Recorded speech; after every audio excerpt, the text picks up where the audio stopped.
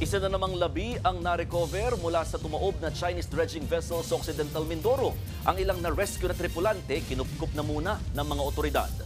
At live mula sa Rizal, Occidental Mindoro, nasa frontline ng balitang yan si Brian Basa. Brian, ano bang update dyan?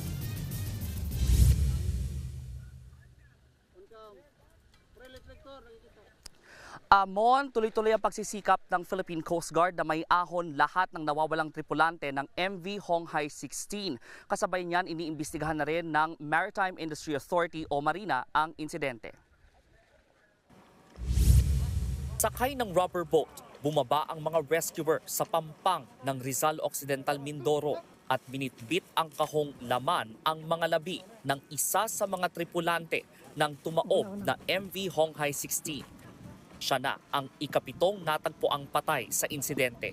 Nakilala ang 63 anyos na biktimang si Cesar Monserrate na ngayon nasa punerarya na. Tumanggi munang magbigay ng pahayag ang pamilya at humingi ng privacy. 3 naman ang patuloy pang hinahanap. Pansamantala namang kinukupkup ng otoridad ang 14 na nakaligtas. Kwento ng mga tripulante, maswerte raw na nasa duty pa sila bago ang insidente dahil kung nagkataong tulog daw sila, panigurado ay kabilang sila sa mga nawawala. Wala raw kasing alarm na tumunog nang magkaproblema ang barko. Wala rin daw abiso mula sa kapitan. Tumatagilid po talaga yun pag nagkakara po kami. Pero hindi naman ganong tagilid kaya parang nasanay na po kami na pag tumagalid, okay lang. Pero nung sobra na po yung tagilid, parang kinabahan na po kami. Natulungan ko po si Kempe na kunin yung order naming prutas sa bangka po. Tapos yun po, nakakaramdam na din po kami na tumatagilid na. Kaya tumakbo po ako sa papuntang port side po namin. Kasi po nandun po lahat ng tao, sir. Iniimbestigahan na yan ng Maritime Industry Authority.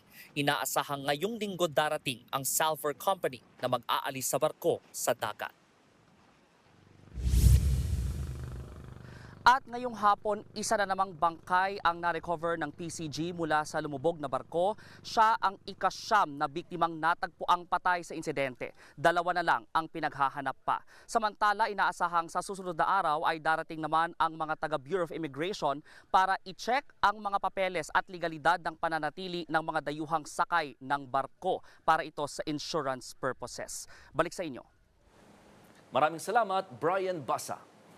Mga kapatid, Jess De Los Santos po. Iba na ang may alam at may pakialam sa panahon ngayon. Para sa tuloy-tuloy na balitaan sa Frontline kahit weekend, mag-follow at mag-subscribe sa social media pages ng News 5.